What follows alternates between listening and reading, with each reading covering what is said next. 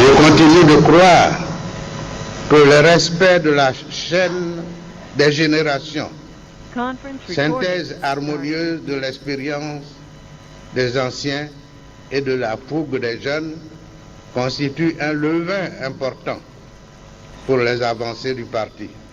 Henri Konan Bédié sera candidat à la présidence du PDCI-RDA au congrès d'octobre. Il répond ainsi favorablement à la demande présentée par l'ensemble des secrétaires généraux de section présents à Yamoussoukro. Cette rencontre de Yamoussoukro avec Henri Konan Bédié est... Un refrain frais dans les mémoires, belle mélodie apprise sur les bancs de l'école, mélodie à la gloire de tous ceux qui ont porté le PDCI-RDA sur les fonds baptismaux.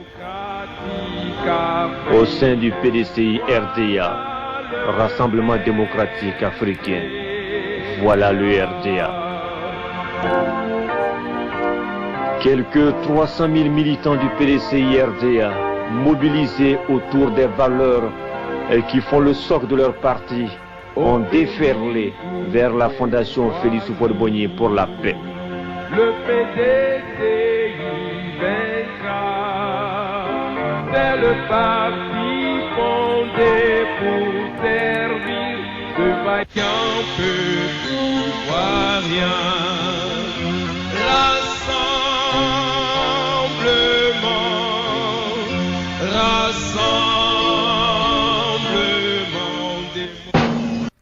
Alors, vous l'avez parfaitement compris. Rassemblement démocratique africain. Voilà. Alors, d'ici quelques petites minutes, quelques secondes.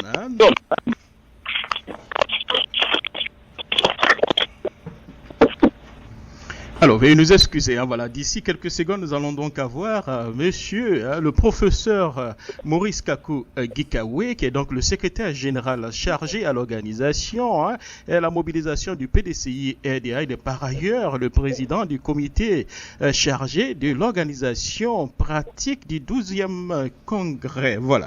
Alors, bonjour, professeur Maurice Kakou Gikawe. Bonjour. Oui, comment allez-vous, professeur? Très bien, ça va bien. Voilà, ça va très bien. Bon, nous avons l'impression, ces 2 derniers temps, que nous avons dit le cocotier, qui est donc le PDCI-RDA, est pratiquement un peu secoué un peu donc de partout par rapport un peu à l'organisation donc de ce 12e congrès qui suscite tant de questions, de convoitises. Alors, la question que nous allons vous poser, comment le PDCI-RDA se porte à la veille donc du 12e congrès? Bon, peut-être avec la médiatisation et les nouvelles technologies de l'information, les réseaux sociaux, nous sommes beaucoup plus au fait des éléments qui se passent dans le monde entier, parce que le monde est devenu un village interplanétaire, chacun est au courant de tout ce qui se passe. Sinon, cela a été toujours la même chose. Je me rappelle bien, j'étais président du MESI en 1980, pour le 7e congrès, il y avait eu l'ambiance, il y a la tension. Et chaque fois qu'il y a un congrès du PDCI-RDA, il y a toujours une tension parce que les ambitions s'expriment. Il y en a qui veulent devenir président, qui veulent devenir secrétaire général. Donc c'est tout à fait normal parce que l'ambition est humaine. Donc c'est la traduction de l'ambition. Chacun pense qu'à la période précise, c'est son moment et qu'il ne faut pas faire passer ce moment. Donc il y a toujours un bouillonnement important chaque fois qu'on parle du congrès du PDCI-RDA. Ça a toujours été une tradition depuis 1950 à tous les congrès qui se sont passés. Donc ce congrès-ci ne fait pas une dérogation à ce qui s'est toujours passé. Mais maintenant, c'est un peu plus amplifié parce que l'information circule mieux maintenant que par le passé. Vous avez dit que ce congrès ne fait pas une dérogation, mais par contre, les années passées, c'était un peu le secrétaire général qui était en charge d'organiser un peu les différents congrès. Cette fois-ci, c'est un comité qui se charge. Non, ça c'est une c'est une affirmation qui n'est pas juste. Le secrétaire général du parti n'a jamais été président du comité d'organisation du Congrès. Jamais. Depuis le début. Vous savez, quand le président Yassine Philippe était secrétaire général du parti, depuis 60 jusqu'à 90, le secrétaire à l'organisation du PDCI, c'était le ministre Camille Aguiali. C'est lui qui a toujours organisé le congrès jusqu'au congrès de 1990, en octobre à Yamoussoukro, et surtout le 3e congrès extraordinaire d'avril 1991, qui a vu l'élection du secrétaire général, Laurent Donald Fologo. Dans la tradition, aucun secrétaire général n'a jamais été président du comité d'organisation. Les secrétaires généraux sont toujours superviseurs, parce que quand il y a un congrès, ils passent tout leur temps à préparer leur rapport moral et financier. Parce qu'au congrès, le président fait un discours d'orientation, et c'est le secrétaire général qui est l'animateur du parti, qui fait le rapport moral et le rapport financier de toutes les années. Donc la préparation de ce rapport prend du temps. Donc le secrétaire général n'a pas le temps matériel d'organiser le congrès. Et ceux qui vous disent que le secrétaire général a organisé le congrès, c'est faux, et c'est une désinformation. C'est une désinformation. Alors, comment vous particulièrement, comment vous avez accueilli donc les candidatures de M. Kwadjo Konan-Bertin, qui est donc le président donc des jeunes du PDCI-RDA, et ensuite le secrétaire général qui est lui-même le numéro 2 donc de votre parti, vous êtes le numéro 3. Comment vous avez certainement accueilli ces deux candidatures? Il n'y a aucun problème. Il n'y a aucun problème. Kwadjo Konan-Bertin, il est membre du secrétariat. Il est membre du secrétariat, il est président des jeunes, mais il est membre du secrétariat. Il est candidat, le secrétaire général lui-même est candidat, ça veut dire qu'au secrétariat, il y a 2 candidats. Et c'est la base qui, après analyse, contrairement à ce que les gens pensent, les gens vivent quand même à la base. Ils vivent dans les villages, ils vivent dans les villes. C'est-à-dire que souvent, quand on est loin, qu'on fait on fait une approche des organisations, on regarde seulement le sommet. Le sommet, les élites, ce sont les ambitions. Mais il y a la base. Souvent, il y en a qui sont coupés de la base. La base a fait une réflexion et se rend compte que dans l'état actuel de la Côte d'Ivoire, le président qu'il lui faut encore pour continuer, le président Bédié. Ce sont les aspirations de la base. Tout le monde aurait bien voulu être candidat, mais ça, c'est une décision de la base.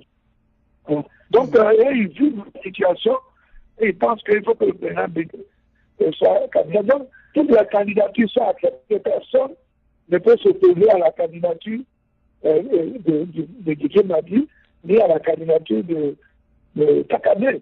Oui, mais cependant... dit, nous sommes à la direction du parti, nous devons écouter la base.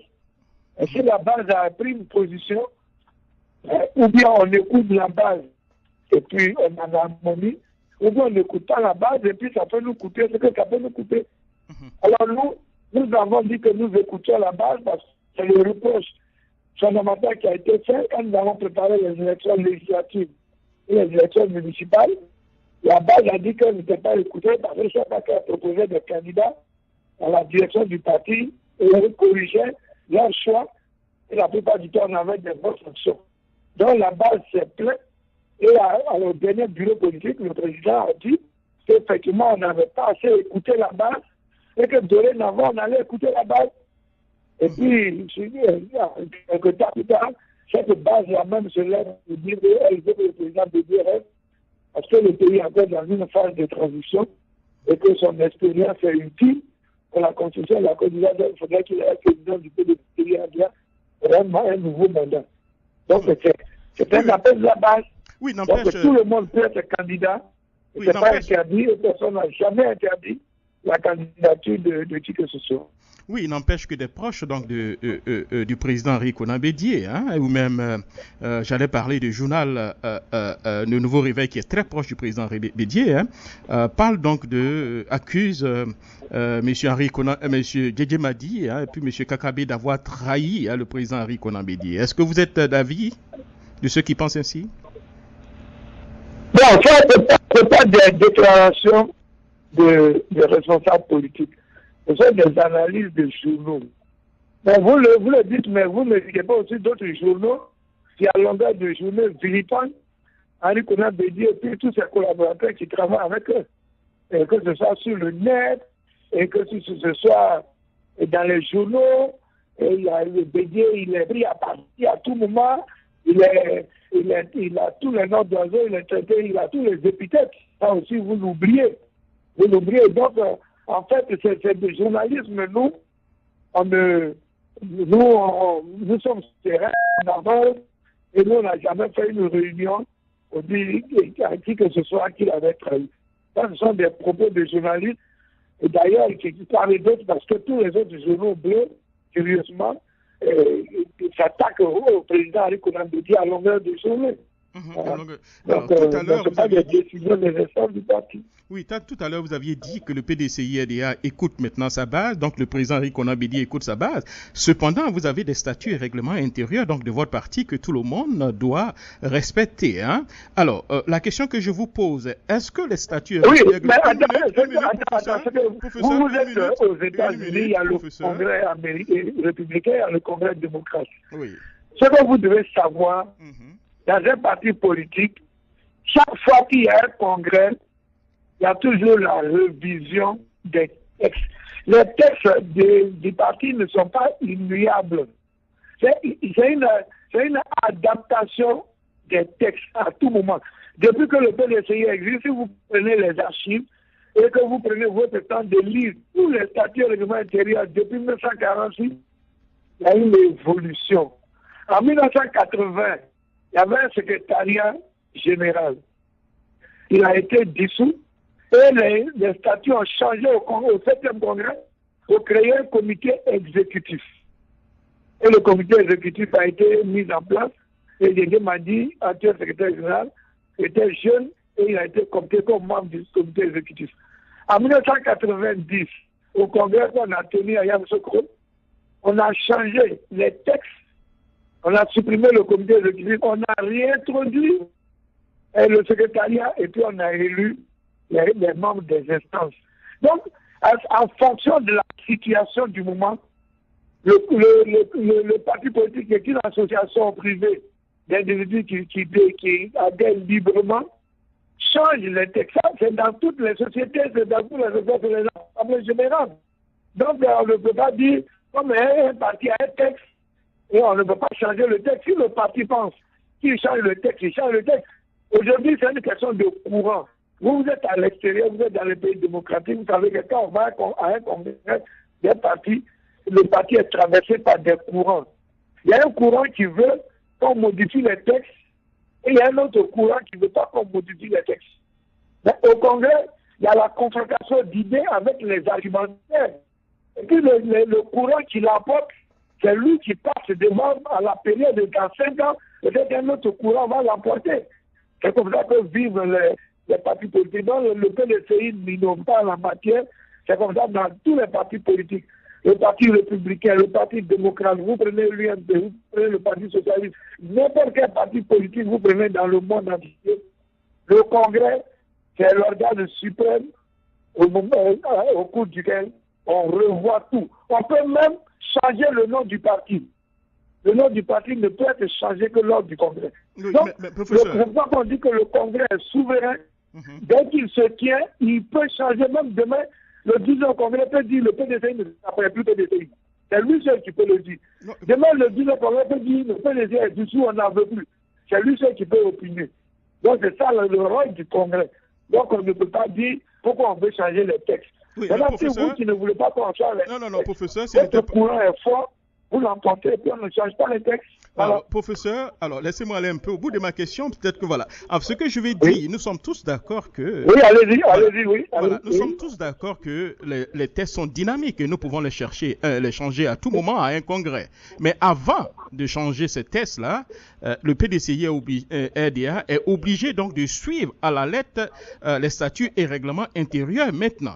Et les statuts et règlements intérieurs et l'article 35 dit que ne peut être président donc de votre parti que tout individu qui a l'âge est compris entre 40 et 75 ans. Et M. Henri Konan Bédié a 79 ans. Donc, de par les tests donc, du PDCI-RDA, il ne peut pas être candidat jusqu'à ce que le Congrès amende les tests, n'est-ce pas? Voilà. Donc, vous avez eu raison de vous demander, de me dire d'attendre la fin de votre question. Aujourd'hui, ce sont des intentions de candidature. Et dans nos habitudes, c'est au Congrès qu'on dépose les candidatures. C'est pas avant. On ne dit pas, tous ceux qui disent qu'ils sont candidats, c'est des intentions de candidature. Et quand on va arriver au Congrès, on change les textes, on fait les nouveaux textes, on garde les textes, et on ouvre les candidatures, et c'est au Congrès qu'on dépose les candidatures. Voici comment fonctionne le PDCI-RDA. C'est ça. Et on ne dit pas qu'on ne prendra pas de candidature maintenant. On arrive au Congrès, le président du parti ouvre le Congrès avec son discours de politique générale. On fait la vérification des mandats. Le secrétaire général fait son rapport moral et financier. Le Congrès apprécie ce rapport. Et puis, on va en commission de travail. Et aux commissions, il y a la commission de statut, règlement intérieur, politique générale. Et quand la plénière a adopté les nouveaux textes, à ce moment-là, on ouvre les candidatures et maintenant on reçoit les candidatures. Parce que c'est le bureau du Congrès seul qui reçoit les candidatures. Il n'y a pas une structure qui reçoit les candidatures.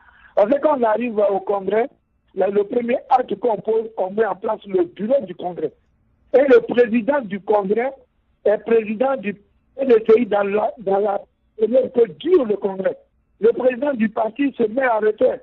Et toutes les questions sont traitées par le président du Congrès et son bureau. Donc le président du Congrès, le bureau du Congrès, joue un peu le rôle du président du parti et du secrétaire et du secrétariat général pendant la durée du Congrès. Et c'est entre les mains du président du Congrès qu'on dépose les candidatures. Voici comment ça se passe. Sinon, personne n'est actuellement habilité à recevoir une candidature. Voilà, c'est parce que, voilà, voici un peu comment ça se passe, comment fonctionnent les congrès du parti. C'est au Congrès qu'on dépose la candidature. Donc, pour l'instant, ce sont des intentions de candidature. Voilà. Alors, donc, voilà. Donc, si on arrive au Congrès, oui, et qu'on fait une commission, que la plénière refuse, qu'on change l'article 35, le président Bédié ne déposera pas sa candidature. D'accord. Alors, je comprends. Cela, nous allons revenir un peu à cela tout à l'heure. Alors, je vais vous poser une question avant de passer du côté donc de Monsieur Mathieu Boisbré. Alors, vous avez prévu donc organiser donc une rencontre aujourd'hui. Alors, le secrétaire général, Monsieur Alphonse Djedje Madi, a parlé donc de violation donc des tests. Alors, de quoi s'agit-il? Pour nous expliquer exactement qu'est-ce qui se passe? Il n'y a pas de violation de texte. Dans nos statuts, il y a le président du parti qui est un organe et le secrétaire général est un organe. Et puis il y a une équipe mise en place autour du secrétaire général par le président du parti pour assister le secrétaire général pour l'exécution des tâches et des missions que le président du parti confie. Donc en fait, le secrétariat général, c'est le regroupement du secrétaire général, des secrétaires généraux adjoints et des secrétaires nationaux. Donc c'est un ensemble. Mais le vrai patron du secrétariat, c'est le président du parti. Et le président nous l'a même dit dans son message qu'il nous a délivré le 16 mai. Ce n'est pas le 17 mai, contrairement à ce que Djedje Madi l'a écrit. La réunion s'est déroulée le 16 mai 2002. Et les textes sont clairs. À partir du moment où le secrétaire général fait acte de candidature, le secrétariat doit opiner. Parce que nous travaillons avec le président. Donc, nous avons fait notre réunion parce que le Djedje Madi ne pouvait pas annuler une réunion qu'il n'a pas convoquée. Et ce qu'il aurait pu faire peut-être, c'était de nous appeler, d'ouvrir le dialogue et de nous amener à annuler notre réunion.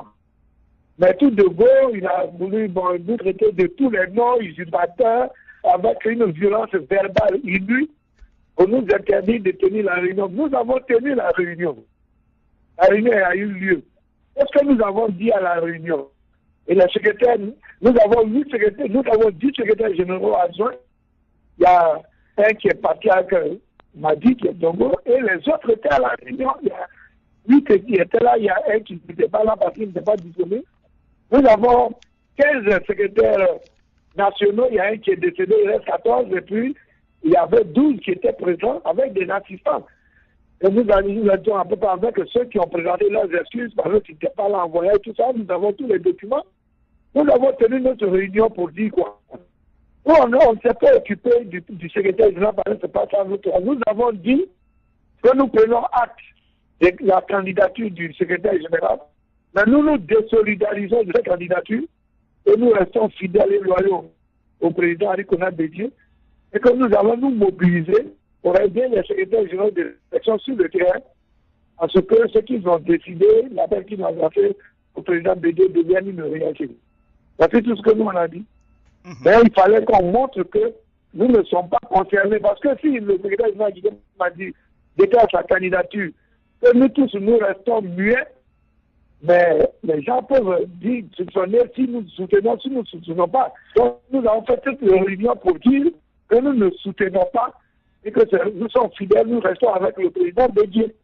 Mais on n'a pas fait la réunion contre le secrétaire général Guégué m'a dit. Donc voici les résolutions que nous avons prises au cours de la réunion pour dire que nous restons fidèles et loyaux au président Bédié, qui nous a nommé, et que mais nous désolidarisons de la candidature du secrétaire général. Maintenant, dans le secrétariat, ceux qui veulent soutenir le secrétaire général comme Dongo le fait, mais libre à eux de le soutenir, mais nous qui sommes réunis, nous sommes désolidarisés de cette candidature. Voilà. Alors, sinon, on n'a pris aucune résolution contre qui que ce soit. Alors, professeur... C'est pour affirmer aux yeux de nos militants notre position en tant que membre du secrétariat.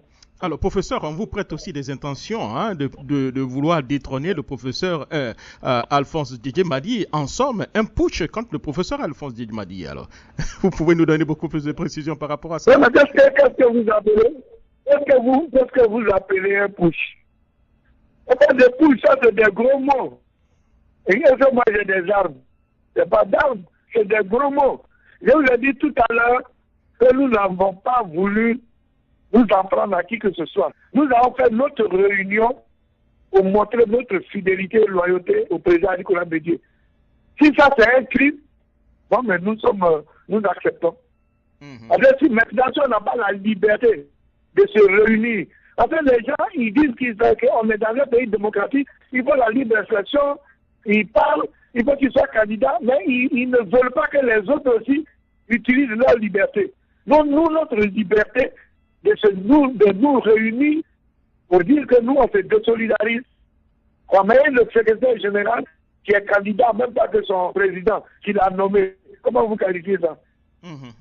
Alors, merci, professeur Maurice Kakou Gikawe. Nous allons aller du côté donc, de notre co-host, M. Mathieu Boisboré, qui va vous poser des questions. Mais souffrez, professeur, de par, si vous voulez, le débat que nous avons eu ici. Je crois qu'il y a beaucoup de personnes qui ne semblent pas du tout comprendre la candidature donc, du président Henri Konan Bédié. Donc, souffrez des questions très, très pertinentes. Pourquoi ils ne veulent pas comprendre? Pourquoi ils vous poseront les questions. Pourquoi ils ne veulent pas comprendre? Parce que si vous déniez la candidature à Bédié, c'est que vous n'êtes pas démocratique. Laissez le président Bédié être candidat, et puis il va être battu si le Congrès ne le soutient pas. Ou bien vous travaillez, vous convoquez les congressistes pour que les congressistes ne changent pas la loi. Pourquoi diable voulez-vous que quelqu'un ne soit pas candidat? Alors, ils vont vous poser cette question. Vous êtes cette démocratie et cette liberté. Au moment où vous dites qu'on ne laisse pas libre, vous ne voulez pas que les autres aussi débutent. Le président Bédié a le droit d'être candidat. Il a passé au Congrès de dire non, ils en veulent ou bien ils n'en veulent pas. Je ne comprends pas. Alors, professeur. Ça me dépasse. Alors, professeur, souffrez. Alors, les gens disent qu'il faut qu'ils parlent. On est en démocratie, mais ils ne veulent pas que les autres aussi expriment leurs idées. En vertu de quoi le président Bédié n'a pas le droit de dire qu'il est candidat. Et donc, il a passé au Congrès de dire monsieur, vous, c'est votre droit, mais nous, on ne vous suit pas. Il a ce droit, il ne faut pas le lui dénier. Alors, ceux qui s'offusquent que Bédié soit candidat, je regrette, mais c'est pas bon, c'est pas juste. Voilà. D'accord. Alors, professeur, souffrez.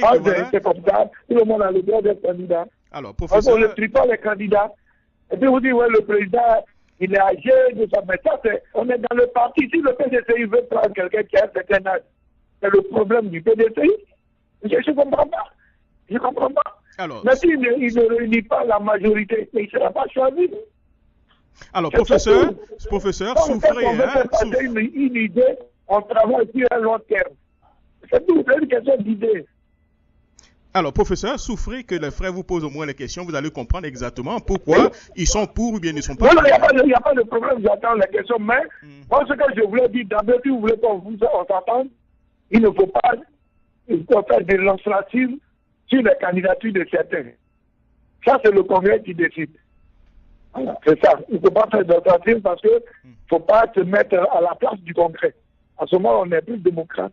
D'accord. Voilà. Est-ce que je veux dire quoi, bien sûr, toutes mes insultes, mais je suis ouvert à toutes les questions. Merci beaucoup, professeur Maurice Kakou Gikawe. Voilà, nous allons du côté donc de monsieur Mathieu Boisbré depuis Miami. Mathieu Boisbré, allez-y pour vos 3 ou 4 questions pour le professeur Maurice Kakou Gikawe.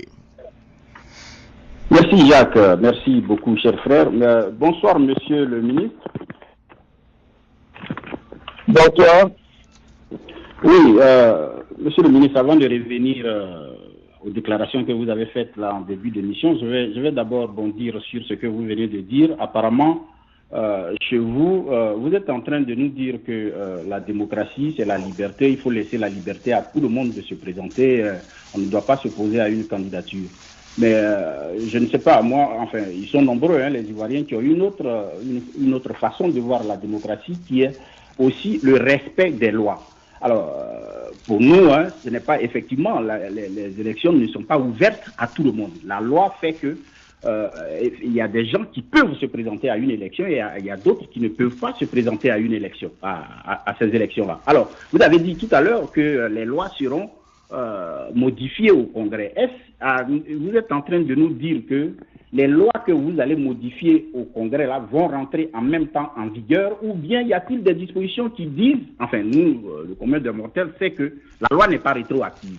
Alors, vous êtes en train de nous dire que les lois que vous allez voter au Congrès, est-ce qu'elles vont rentrer en vigueur? Bon, je voudrais vous remercier pour cette question. Dans la pratique de la politique en Côte d'Ivoire, le Congrès est souverain. Quand il décide, quand il change la loi, elle est applicable. C'est ce que j'expliquais tout à l'heure en 80, quand on a supprimé le secrétariat même de l'exécutif, au cours du Congrès, ça a été appliqué. Quand en 90, on est revenu au secrétariat général, au cours du Congrès, ça a été. Donc, le Congrès étant souverain, quand il change ses textes, ils peuvent les mettre en application immédiatement. Tout ça, ça dépend du Congrès. Deuxièmement, vous dites que vous avez fait des textes. Je suis heureux que vous soyez aux États-Unis. Et vous connaissez l'histoire des États-Unis. Vous savez que dans ce pays, c'est un pays qui est très attaché à la démocratie, de façon exceptionnelle dans les années 40. De l'année Roosevelt. Aux États-Unis, on ne fait pas plus de 2 mandats. Mais les Américains l'ont autorisé exceptionnellement à briguer un 3e mandat. Parce qu'il y avait une situation. On a fait les études, on a fait la terminale, on a fait les supérieurs, on connaît l'histoire de la Deuxième Guerre mondiale, on connaît un peu l'histoire. Donc, dans la vie des associations, en plus des pays et des associations, tout dépend des situations. Donc, dire qu'on va changer un texte pour que quelqu'un soit un candidat, je pense que ce n'est pas un crime. Ça dépend de la situation. Il y a des gens qui vivent une situation et qui ont les sentiments, les vibrations et qui décident qu'on le fasse comme ça. En France, en France, ils étaient dans un quinquennat. Un matin, Chirac a dit aux prochaines élections, ils étaient dans un septennat, excusez-moi, ils étaient dans un septennat. Et Chirac a dit, bon, aux prochaines élections, nous allons faire un quinquennat. Chirac, même qui avait fait un premier septennat, a été réélu pour un quinquennat. Donc, ça veut dire que la France a modifié sa constitution, et même la durée du mandat. Donc, je veux dire que quand on parle du principe qu'on ne peut pas changer une loi, c'est ce que je dis que même dans les pays à plus forte raison dans les associations, ça se passe. Mais je vais vous répondre que ça dépend du Congrès. Si on change les textes, le Congrès dit c'est applicable. C'est applicable. Oui, mais monsieur le ministre, vous êtes à 90 et en 2002. C'est pas maintenant que ça va changer. Mais tout dépend, comme je le dis toujours, le Congrès est souverain. Tout dépend du Congrès. Oui, voilà. Vous êtes en train de parler, vous êtes en train de nous ramener aux situations dans les États, dans les nations et autres. Si on se contente de l'organisation privée qu'est le PDCI ici, vous qui écoutez si bien la base, quelle est la situation? De cette opportunité, je voudrais saluer votre invité s'il nous écoute à d'autres canaux et saluer aussi tous ceux qui participent à ce débat. Moi, je viens de noter, avant que les choses se coupent, que votre invité vient de nous éclairer sur ce qu'on appelle le fonctionnement des lois. Et les associations, il a dit, le Congrès est souverain. Et d'ailleurs, je suis surpris que dans la question de M. Boisbré, il parle de rétroactivité de la loi pour traiter ces cas. Ce n'est pas, à mon avis, ce n'est pas la même chose. D'ailleurs, c'est parce que la loi n'est pas rétroactive que M. Henri Konan Bédié peut se présenter, justement. Parce que la loi dispose pour le futur. Et si le Congrès change ses tests à sa prochaine réunion, les dispositions à prendre, c'est le futur. Ça voudrait dire qu'après le Congrès, on rentre dans le futur et M. Henri Konan Bédié peut, sur la base des tests, parce que la loi n'est pas rétroactive, être candidat. Et j'apprécie la démarche même historique de votre invité quand il nous réfère à deux événements majeurs dans l'histoire, en évoquant le président Franklin Roosevelt, qui a fait 3 mandats de façon exceptionnelle parce que justement la loi n'est pas rétroactive. Vous comprenez? Quand on dit la loi n'est pas rétroactive, ça veut dire que quand on prend une décision aujourd'hui, on ne peut pas l'appliquer sur le passé. C'est ce que ça veut dire. Et même quand on suit l'évolution du débat actuel juridique en Côte d'Ivoire, rappelez-vous la question sur la patrie, on nous apprend qu'en son temps, il y avait des dispositions juridiques qui n'ont pas été respectées, notamment quand en 1998, on a dit on donne 10 ans pour que le foncier obéisse à une certaine règle et que ça n'a pas été appliqué. Pour appliquer cette loi-là, comme on ne peut pas aller dans le passé, on est obligé de créer une nouvelle loi qui dit, bon, on donne encore 10 ans pour que la loi sur le foncier de 98 soit renouvelée. Donc, la loi dispose du futur et je souhaite que, on comprenne les choses dans leur contexte avant de rentrer dans la critique parfois non constructive. Maintenant, globalement, sur la question du PDCI, moi j'ai mal.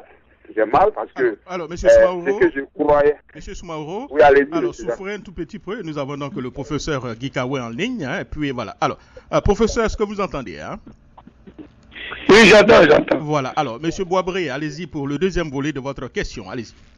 Oui, monsieur le professeur, j'étais justement en train de dire tout à l'heure, vous nous avez ramené au niveau de certains États vous avez évoqué des situations à partir de ces États-là, mais moi je voudrais qu'on reste un peu au niveau de l'organisation privée qu'est le PDCI. Vous qui êtes en relation permanente, je dirais, avec les bases, comme vous l'avez dit tout à l'heure, quelle est la situation qui existe? Vous avez parlé de situation, quelle est la situation qui exige que votre président, qui ne remplit pas les conditions pour être à la tête du PDCI, si on considère la loi qui existe aujourd'hui, pour le moment, quelle est la situation qui exige, qui fait que les gens veulent à tout prix qu'il soit candidat? C'est ce qu'on voulait comprendre. Merci. Merci de me donner cette opportunité.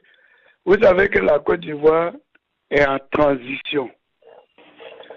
Il y a eu des crises graves. Il y a eu la crise politico-militaire de 2002 avec des gouvernements de réconciliation d'union nationale qui n'ont pas donné les résultats escomptés. On pensait qu'on allait sortir de crise en organisant des élections transparentes où il y a eu le recensement, la reprise du fichier des élections qui nous ont coûté excessivement cher. Malheureusement, au sortir de ces élections, il y a eu la crise post-électorale qui a été très meurtrière. Alors, actuellement, la réconciliation, il y a des problèmes au niveau de la réconciliation. Vous savez que le Front populaire ivoirien n'a participé à aucune élection, alors que c'est un parti important de la Côte d'Ivoire. Il ne participe pas au gouvernement. Donc, aujourd'hui, la situation est exactement au même niveau qu'elle était. La CEI n'a pas été restructurée. On avait dit qu'après l'élection du président, 2 ans après, on allait avoir une armée républicaine. L'armée n'est pas encore complètement... En tout cas, tous les chantiers qui avaient été avancés sont actuellement en l'état. Donc, dans ces conditions, nous sommes en période de transition. Donc, les militants disent qu'il leur faut un président qu'on appelle, qui a l'expérience et qui a vécu cette situation, qui est un témoin de l'histoire de la Côte d'Ivoire pour cette période. Ils n'ont pas dit que le président Bédié va toujours rester président, mais ils disent pour cette période que nous traversons, ce serait intéressant que le président Bédié continue parce qu'il va fédérer un peu et on va se rassembler parce que d'autres militants disent si d'aventure le président Bédié se retire, il y a tellement d'ambition que ça peut fragiliser le parti, surtout que le parti n'est pas au pouvoir. Voici un peu le raisonnement des militants de base. Parce qu'effectivement, il y a des intellectuels, mais les militants qui sont à la base, même s'ils n'ont pas le même niveau intellectuel, ce sont des personnes qui ont la jugeote et qui voient et qui discutent. Ils sont dans les milieux, ils savent ce qui se passe. Voilà un peu ce qui amène les gens pour dire que la politique est à l'appréciation des réalités. Pour l'instant, ils pensent qu'au niveau où se trouve la Côte d'Ivoire, et pour le PDCI, ils souhaitent que le président Bédié continue encore. Et en préparant le futur, on pense que d'ici 5 ans, on va sortir complètement de la transition. Donc c'est une période particulière. C'est la raison pour laquelle beaucoup de militants de base veulent qu'il reste président. C'est tout. Ça, il n'y a pas d'autre chose particulière. Tous les autres cadres du parti méritent d'être président du PDCI. Mais c'est une question de temps, de questions précises et de situation. Voilà, monsieur le professeur, ouais, justement, vous êtes en train d'insister sur les propositions de ce que vous appelez la base. C'est la base qui a dit cela, c'est la base qui a dit ceci. Ceux d'en face, nous ont fait le compte-rendu du conclave de Yamoussoukro, où il semblerait que vous avez rédigé des déclarations que vous avez réunies à 6 personnes parmi les 3000 qui ont parlé au nom des 3000 délégués. Expliquez-nous un peu comment cela se passe. Est-ce vraiment la base? D'accord. Attends, vous proclamez c'est-à-dire que vous avez votre parti pris, vous dites qu'on a rédigé tout ça. Ça, c'est des histoires. Vous avez suivi aujourd'hui l'actualité. Les 6 porte-parole ont donné une conférence de presse pour répondre. Donc, si vous allez sur les réseaux sociaux, abidjan.net, vous allez voir la déclaration des 6 porte-parole des secrétaires de section qui existent. Personne n'a écrit des déclarations pour donner. Quand les secrétaires de section disent qu'ils n'ont pas de moyens, que pendant 10 ans, Bédié leur a pas donné l'argent, Bédié leur a pas donné des mobilettes, et Bédié n'a pas permis un encadrement, et que les responsables sont mous. Vous pensez que Bédié va écrire des trucs pour dire je ne vous ai pas donné tant. Non, il ne faut pas déclarer, dire des choses comme ça. C'est pas la réalité. Et ça vient des gens qui sont candidats contre le président. Donc, c'est une façon, c'est leur sentiment, mais ce n'est pas la réalité. C'est-à-dire il ne faut pas dénier aux autres et ce qu'ils peuvent faire. C'est faux. Moi, je suis en Côte d'Ivoire. Je vous dis que c'est faux. Moi, je suis de Gagnois. Je suis délégué départemental de Gagnois. Si à Gagnois, mes militants disent, monsieur le ministre, nous, si on va au conclave là, nous, on ne vote pas Bédié, on ne veut plus de Bédié. Moi, par honnêteté, si j'aime vraiment le président Bédié, je viens lui dire que la base où je suis à Gagnois, là, les secrétaires de section, les militants, ils ne veulent plus que vous soyez là. Si je ne suis pas capable de lui dire, c'est que je ne suis pas un bon collaborateur. Donc, merci. Il ne faut pas écouter ce que les gens déclarent.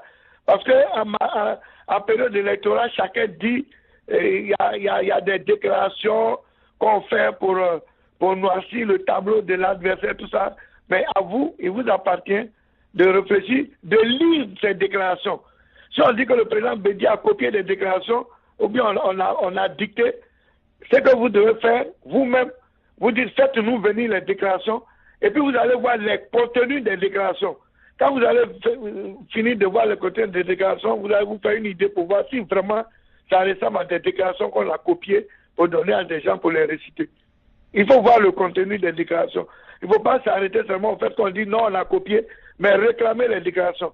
Peut-être que vous allez me donner votre email, et puis moi je vous emmènerai les déclarations, et puis vous allez lire ces déclarations pour voir. Voilà. Merci. Si c'est vraiment des choses qu'on a copiées pour les gens. Monsieur Boisbré, allez-y. Merci, professeur. Nous sommes obligés de juste vous poser des questions sur ce que nous entendons effectivement de ce que dit. Oui, non, je suis d'accord avec vous. Voilà. Sinon, nous n'avons pas de parti pris. Nous suivons tout. Je sais. Voilà. Mais ok, ma dernière question très rapidement, Jacques, avant de vous céder l'antenne, de vous céder l'antenne. Vous avez dit tout à l'heure dans votre élément introductif que le secrétaire général n'a jamais été président de l'organisation du Congrès. Oui. Il a toujours été il a toujours été superviseur. Voilà. Nous, on veut juste des informations. Nous qui n'avons pas eu le temps certainement de suivre les différentes organisations de vos différents congrès qui se sont déjà passés. Est-ce qu'à ces congrès-là, le secrétaire général avait toujours été invité spécial ou bien il y avait toujours eu un comité ad hoc pour organiser ces congrès-là? Comme cela se passe. Le comité, il n'y a pas un comité ad hoc qui organise le congrès. C'est un comité d'organisation. Si vous prenez le comité d'organisation, 80% de ceux qui dirigent les comités sont des membres du secrétariat général. En commençant par moi-même. En tant que secrétaire à l'organisation, je suis président du comité d'organisation pratique. Auparavant, quand le ministre Ali a dit organiser les congrès, il n'y avait pas assez de membres. Et puis la Côte d'Ivoire, elle avait le niveau qu'elle avait. C'est au dernier congrès que nous avons décidé de subdiviser. Parce que la personne qui s'occupe de l'organisation pratique du congrès ne peut pas suivre les travaux scientifiques. Au dernier congrès, moi je m'occupais de l'organisation pratique. C'est Louis Bernard qui s'occupait du comité scientifique. Et Djampan était le coordonnateur. Voilà comment on a organisé le congrès. C'était ça. Donc, c'est de la même façon, cette année, Nyamko Kofi a été nommé président du comité scientifique de s'occuper de tout ce qui est contenu scientifique. Et moi, j'ai l'organisation pratique pour faire comment on fait pour le mettre en musique pour que le congrès ait lieu. Et on a demandé à Nyamie Ogura, un membre du bureau politique, de coordonner ces activités. C'est tout. Il n'y a pas eu de changement. C'est comme ça que ça se fait. C'est pour ça que je suis un peu surpris que les gens mettent l'accent sur moi, je suis dans mon rôle, parce que si par exemple, on prenait quelqu'un comme ça pour dire que le président de l'organisation pratique du Congrès, vous tous, vous allez poser la question de savoir, mais où se trouve Dikaoué, qui est l'organisateur du parti, et puis il n'organise pas le Congrès. C'est la question qui était posable, mais tel n'est pas le cas. Sinon, je vous dis que les secrétaires généraux du PDCI n'ont jamais été présidents du comité d'organisation des congrès depuis 1946. Voilà. Merci, professeur. Jacques, ma dernière question. Merci beaucoup. Nous n'avons pas assez de temps. Jacques, ma dernière question pour ne pas que j'oublie. Monsieur le professeur, tout à l'heure, vous avez parlé d'intention de candidature, c'est-à-dire les candidatures ne sont pas encore officielles, il n'y a que des gens, on assiste pour le moment à des intentions de candidature. Donc, à cause de ces intentions de candidature-là, vous avez dit, le président du parti, je dirais, a presque enjambé le secrétaire général pour vous permettre de convoquer une réunion du secrétariat général. Non. En d'autres termes, oui. En d'autres termes, non, vous n'avez pas suivi. Je réponds rapidement parce que je l'ai déjà expliqué. Le secrétariat général, dans notre statut, je vais vous dire, il y a le président, le secrétaire général est un organe. Il n'y a pas un organe qui s'appelle secrétariat général, ça n'existe pas. Dans nos textes, c'est le secrétaire général qui est organe. Et le président du parti prend des décisions de nomination pour créer un groupe pour assister le secrétaire général. Et c'est le secrétaire général plus le groupe qui constitue le secrétariat général. Le secrétaire général est candidat. Moi, j'ai convoqué les autres membres du secrétariat pour nous prononcer sur la candidature et nous avons dit que nous prenons acte. Le secrétaire général a le droit d'être candidat, mais nous prenons acte. Mais nous restons fidèles à Bédié et nous restons loyaux. Maintenant, dans le secrétariat, ceux qui veulent être avec le secrétaire général, comme Touassi Dongo, c'est leur liberté. On ne défend pas. Donc le président ne m'a jamais donné et ne m'a jamais dit quoi que ce soit. C'est nous-mêmes qui avons décidé. Ce sont les membres du secrétariat qui m'ont dit, après Madi et Dongo étant la troisième personnalité du secrétariat, nous te demandons de nous convoquer. Parce que si nous sommes muets, nos militants vont être troublés, ils vont dire, mais quelle est la position du secrétariat général? C'est pour ça que nous, on a fait notre réunion, ça n'a rien à voir avec le président ni le secrétaire général. La preuve, on n'avait pas pris de décision, on a dit que nous, on restait fidèles au président, on s'est réunis pour déclarer en face de nos militants que voici notre position.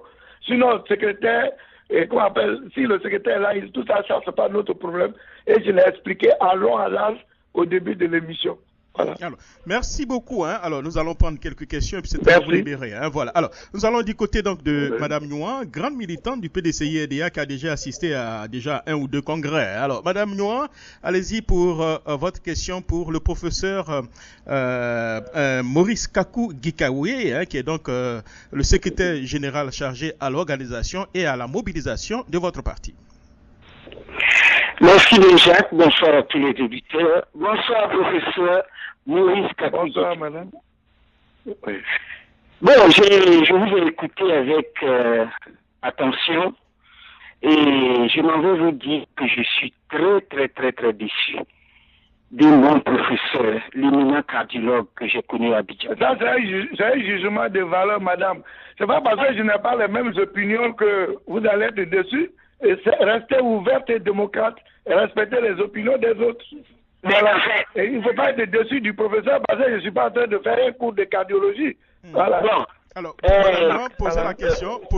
Madame Nouan, posez la question pour qu'il puisse répondre. Voilà. On pas de jugement de valeur. Ouais. C'est tout. N'oubliez pas le débat. Non, Madame Nouan. Madame Nouan.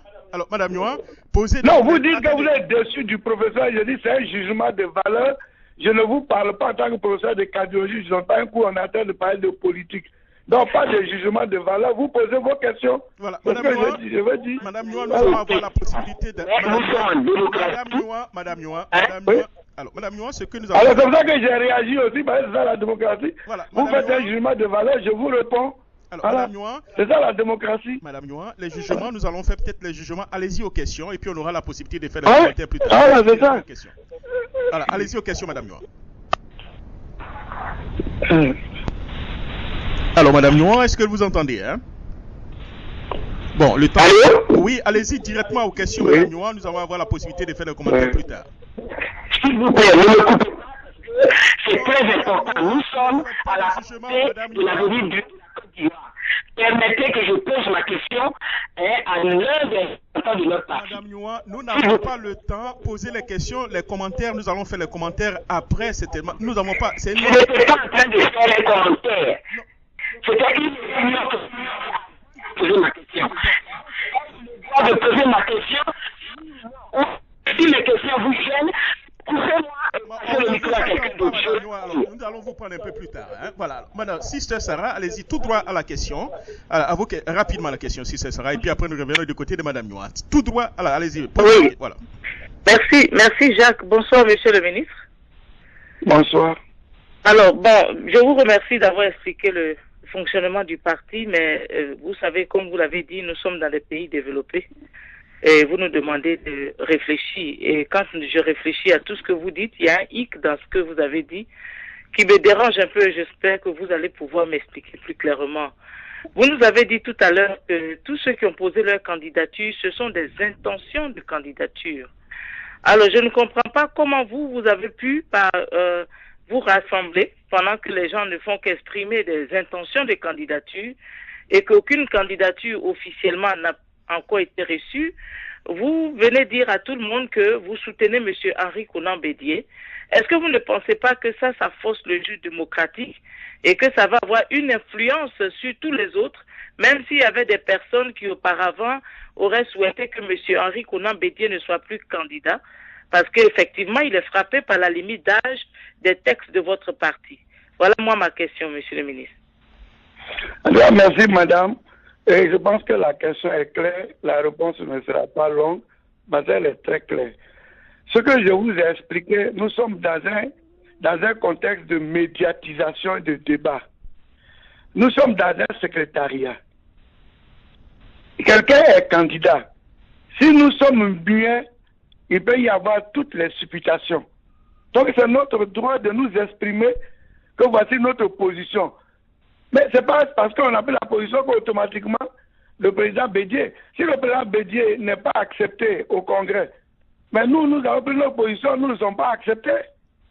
Si vous pensez que nous avons nous avons la capacité d'influencer les décisions, ça veut dire que vous nous reconnaissez quand même une valeur et puis un jugement et la maîtrise de certains éléments. C'est ça. Donc, moi, pourquoi j'ai dit intention de candidature, j'étais parti dire que les candidatures ne deviennent effectives qu'une fois que le Congrès s'ouvre. Parce que c'est entre les mains du président du Congrès que tous les candidats vont déposer leur candidature. À ce moment-là, elle a enregistré et puis ça devient une candidature entre les mains du président du Congrès. C'est ce que j'ai voulu expliquer. Sauf tous les candidats, ils vont confirmer leur candidature, mais pour l'instant, c'est des candidatures, mais elles ne deviendront réelles que quand le Congrès va s'ouvrir, on va nommer un président du Congrès, et c'est entre ses mains qu'on dépose les candidatures.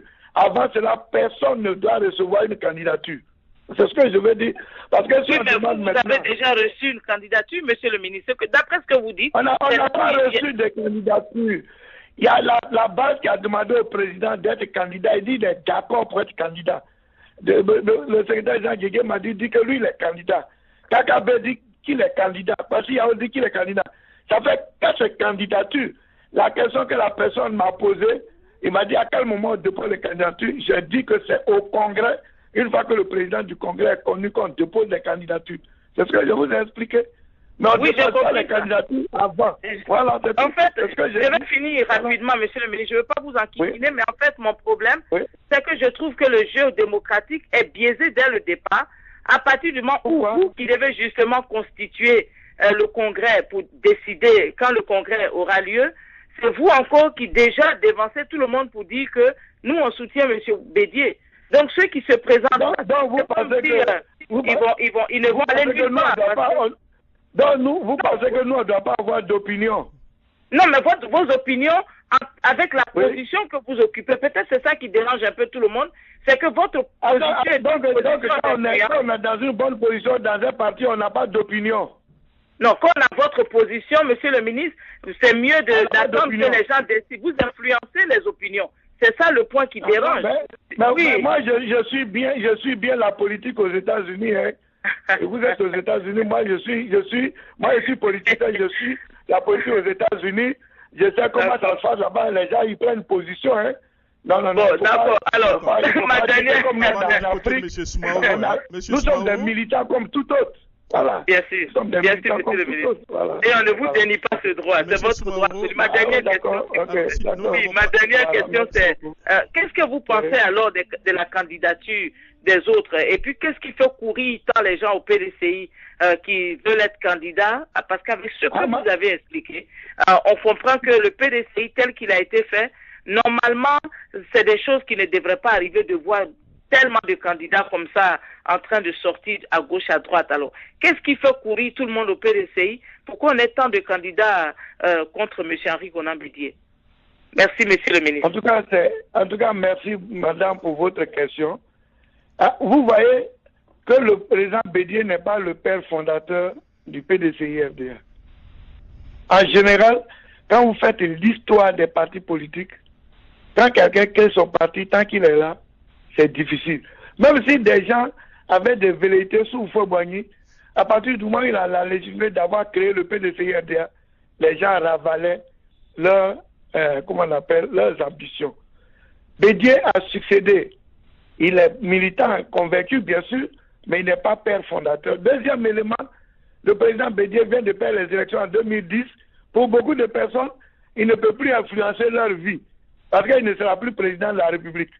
Donc chacun fait ce qu'on appelle montre ses ambitions. Donc c'est comme ça. C'est comme ça. Vous voyez aujourd'hui, le président Ouattara, il est l'un des pères fondateurs du RDR. Il est président de la République. Mais vous ne voyez personne. Mais si demain il n'est pas là, que c'est quelqu'un qui peut, vous allez voir que tout le monde va sortir de partout.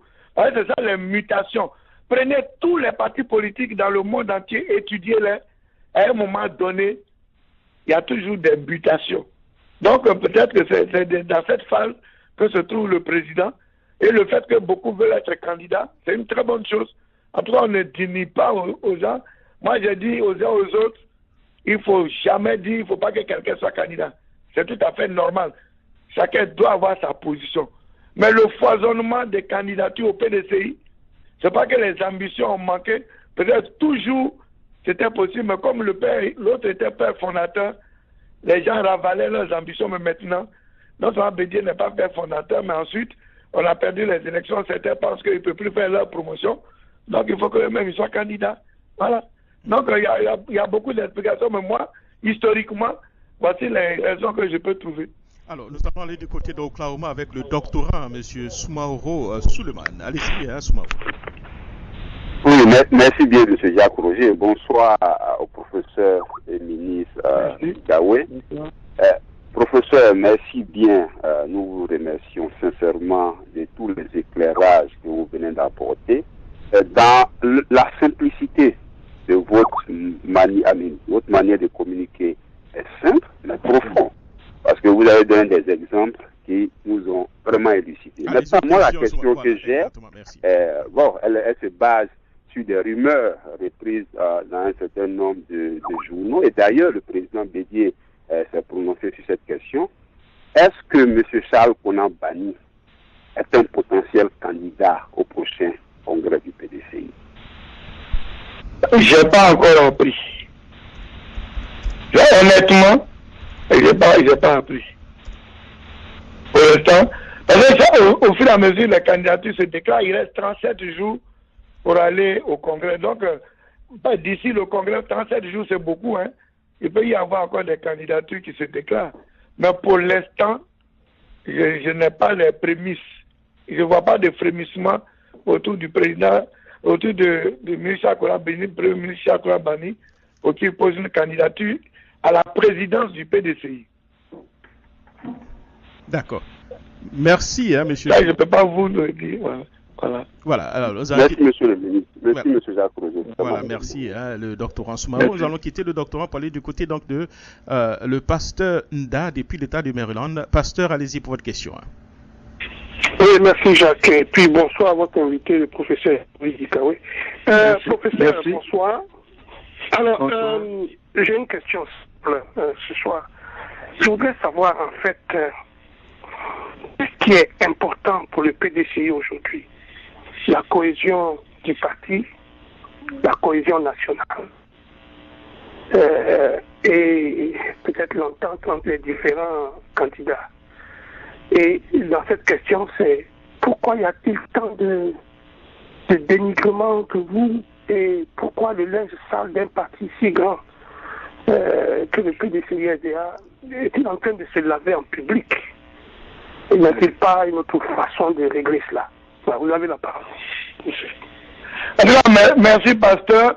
C'est tout ce que nous regrettons, tout cela. Parce que les gens dénigrent à longueur de journée le président Bédié. Ils le dénigrent. Et c'est dommage. Et je n'ai même pas de voix pour répondre à votre question. Parce que c'est les interrogations que nous faisons tous les jours ici. Pourquoi brusquement les gens à longueur de journée sont dans les réseaux sociaux, ils dénigrent les uns les autres.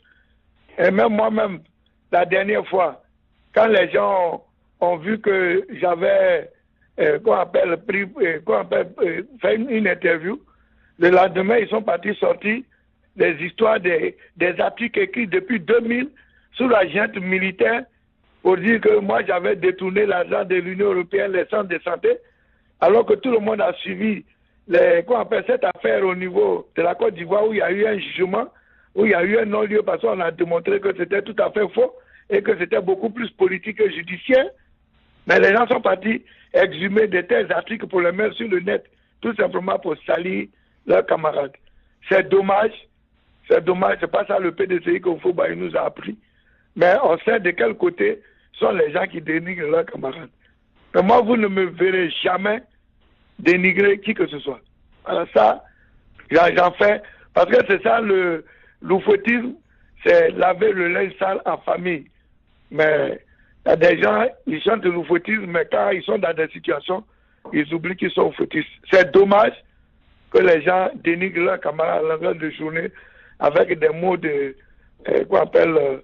mots violents, forfaiture, usurpation, poussif.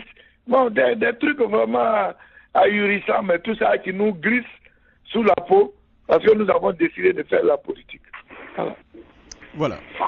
Merci. Mais vous avez tout à fait raison, il faut regretter cela. Merci, Pasteur Nda.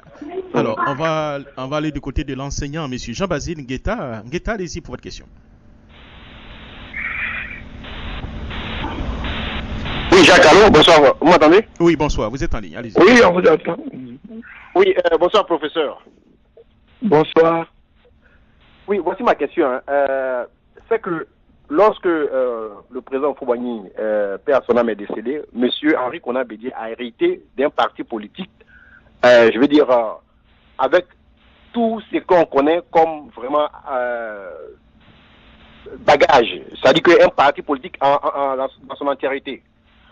En 1994, il y a eu, lors de, je crois, un de vos congrès, il y a eu des mésententes. Ça a donné lieu à la naissance du RDR. Après cela, plusieurs personnes ont quitté le PDCI sous Bédié. C'est-à-dire que je peux citer les gens de l'UDPCI qui lorsque Guéhiou est venu, sont partis. C'est les gens qui sont des transfuges de l'UDPCI. Du PDCI, pardon. Il y a eu encore Fologo. Il y a eu l'épisode de Daniel Boumi-Clavry. Qu'est-ce qui fait que sous Bédié, qui a hérité d'un parti aussi fort que le PDCI, il n'a pas pu maintenir cette cohésion? Et je vous garantis qu'au sorti de ce 12e congrès-là encore, le parti va se retrouver encore plus fragilisé. Quel héritage politique, comment est-ce que cet héritage politique de Houphouët-Boigny, on n'arrive pas à le consolider en Côte d'Ivoire et à en faire un exemple? Malheureusement, un parti qui a plus de 40 ans, aujourd'hui, c'est ce parti-là, vraiment, qui se montre sur la scène publique. Alors, quelle image, nous qui sommes un peu plus jeunes, mais qui sommes très jeunes et qui avons vu ce PDCI fort, où on a chanté les louanges du PDCI dans nos écoles primaires, aujourd'hui, c'est regrettable que bon, on a l'impression que les héritiers n'étaient pas prêts vraiment à conduire à bon port ce PDCI-là. Merci, professeur. Merci, M. Ngueta. Bon, tout ce que vous êtes en train de dire, c'est des problèmes d'ambition. Vous voulez comparer des périodes. Avant, quand Houphouët-Boigny était président de la Côte d'Ivoire, dans les familles, chaque famille avait un bachelier. Aujourd'hui, vous avez un docteur dans chaque famille de Côte d'Ivoire. C'est l'évolution, la mentalité. Et puis, la politique, c'est un jeu d'intérêt. Vous avez parlé de 80 de RDR, mais vous avez parlé de Guéhi. Mais Guéhi, c'est après le coup d'État. Après le coup d'État, il y a eu scission. Donc, il y a eu un acte qui a été posé. Donc, bon, moi je dis, dans cette Côte d'Ivoire qu'on connaît, bon, je suis mal placé parce que quand je vais parler, vous allez dire, bon, parce que je soutiens Bédié. N'importe quel individu aurait été à la place du président Bédié, on aurait connu la même situation. Ça, c'est clair. Vous avez vu, tout le monde, avant 47, avant 57, le PDCI n'était pas le parti unique de Côte d'Ivoire. On était dans un système de multipartisan. C'est après les élections de 47, de 57 plutôt, et qu'il y a eu le sabordage des autres partis parce que le PDCI avait raflé tous les postes électifs, qu'il y a eu un parti unifié qui est devenu parti unique en 1960. À 90, quand vous avez vu que le président Bédié Oufoué a commencé à vieillir, le FPI est né.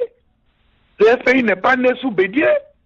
Donc déjà avec la présence de Oufoué même, il y a le FPI qui est sorti, il y a le PIT qui est sorti, il y a l'USD qui est sorti. Mais cette phase-là, vous l'oubliez. Tout simplement parce que le président Bédié Oufoué avait pris de l'âge. Donc avant que Bédié n'arrive même, les gens étaient déjà sortis. Donc c'est le mouvement qui continue jusqu'à ce que ça se stabilise.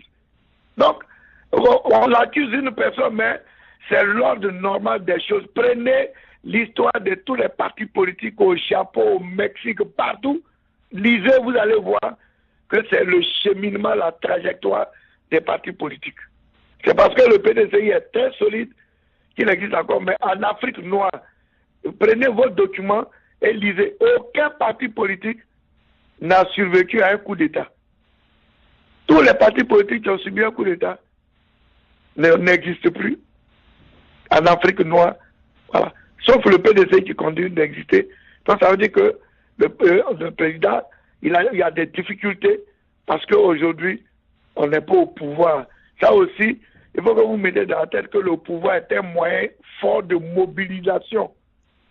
Si vous n'êtes pas au pouvoir, vous avez des difficultés. Voilà, c'est ça. Donc c'est l'ordre normal des choses. Je ne dis pas que j'excuse le président Bédié, mais c'est lui qui est là. Donc c'est tout à fait normal qu'on l'accuse. Mais n'importe quelle personne qui serait présentée là, ça aurait été la même chose. Parce que même au fait de son vivant, 3 ans avant sa mort, il y a au moins 6 partis politiques qui se sont créés, qui ont quitté le PDCI. Mais cette phase-là, beaucoup l'oublient. Et donc c'est ce départ-là qui continue. Voilà. Merci, monsieur. Mais vous avez raison, à nous maintenant de nous ressaisir pour arrêter l'hémorragie. Voilà. Alors, nous allons aller du côté donc de Delaware avec monsieur Alfred, qui est donc de la majorité présidentielle. Monsieur Alfred, allez-y. Oui, Jacques, merci beaucoup. Professeur, merci beaucoup d'accepter notre invitation. À vous entendre parler, on a l'impression que vous voulez que le PDCI soit en deuxième position. C'est-à-dire que le PDCI n'a plus d'ambition. Vous faites référence à la crise qui s'est passée, qui permet à ce que les militants de base disent que il n'est pas simplement de faire partie du PDCI en première position, de composer à la HDP et laisser le docteur Hassan d'avoir gouverné le pays encore pour un deuxième mandat. Et le PDCI, un vieux parti comme ça, reste en deuxième position. C'est ce que vous voulez me dire, monsieur le ministre. Mais depuis quand on vous a dit ça? Mais c'est ce que ça veut dire, parce que quand vous attendez parler... Vous faites une interprétation, mais moi je vous ai pas dit. Vous faites une interprétation. Monsieur Alfred... Non, vous dites, vous interprétez, mais ne mettez pas ça dans ma bouche, je ne vous ai jamais dit ça. Monsieur Alfred... Je ne vous ai jamais dit ça. Ne parlez pas même pas que l'invité. Permettez à l'invité d'aller au... Voilà, ne parlez pas en même temps que lui. Ouais. Allez-y. Alfred. Non, mais je dis, moi je n'ai jamais dit ça. Non, n'interprétez pas. On a fait une interview sur des choses directes. Il ne faut pas me prêter des intentions que je n'ai pas. Le thème de notre congrès, c'est quoi? Le PDCI face au nouveau défi, renouveau, rajeunissement, renaissance. Alors ça, si c'est un thème qui est fait pour rester toujours second, alors ça m'étonne. Alfred, allez-y. Bon, monsieur le ministre, vous voyez, en fait, comme je reviens là-dessus, vous avez toujours, en fait, dans vos références, vous faites toutes les références à la base. Et vous dites que la base. Or, nous savons que la base, c'est l'intermédiaire des secrétaires généraux de section. Or, dans les besoins écrits que nous suivons depuis la presse, nous savons qu'il y a des positions différentes. Donc, ça dit que la base même, elle est divisée. Donc, les propos que vous tenez par rapport à la base, elles ne sont pas correctes. Or, ce que nous savons pendant cette crise, si la base est divisée. Non, attends, j'interviens parce que vous faites un commentaire, vous ne posez pas de questions. C'est ça que j'interviens. Voilà. Donc, la division de la base va se sentir, le courant le plus fort va l'emporter au Congrès. Vous-même, vous êtes un socialiste. Vous savez très bien que les partis politiques, il y a les congrès, il y a les courants. Il n'y a jamais d'unanimité. Je suis heureux qu'on ne parle pas le même langage à la base. Mais c'est le courant le plus fort qui l'emporte. Donc je suis heureux qu'il n'y a pas d'unanimisme à la base. Monsieur Alfred, allez-y directement la question. Sinon, il n'y a plus de partis politiques. Si vous voulez, vous me posez la question. Si vous voulez des commentaires, on est obligé de continuer dans les commentaires. monsieur, j'ai déjà posé ma question. Hein. C'était le PDCI. Merci Alfred. Voilà, on reviendra à vous tout à l'heure. Hein. Alors, nous allons merci beaucoup. Deux personnes et puis libérer le professeur Guy Kawé, hein, qui est justement vraiment là. Ouais, merci beaucoup. Merci. Alors, je vais aller du côté de New York avec Aboulaye Kodji. Hein. Kodji, allez-y pour votre question.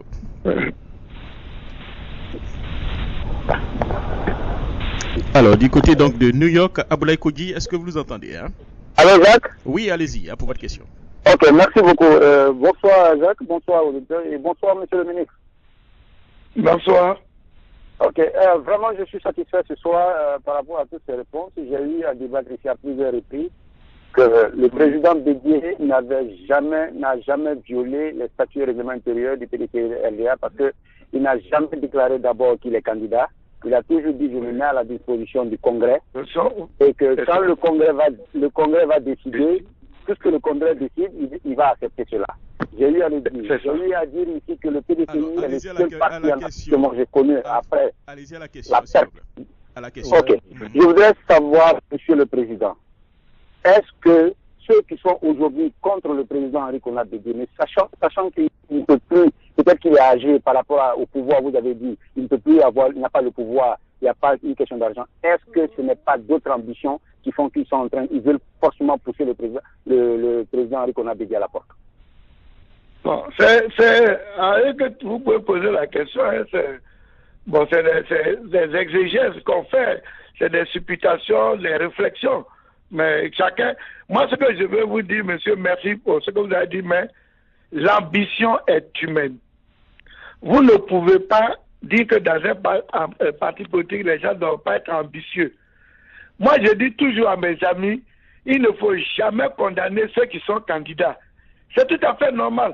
Pourquoi voulez-vous que moi, je dise que je soutiens le président Bédié et que je dénie à mon voisin d'affirmer qu'il ne soutient pas le président Bédié?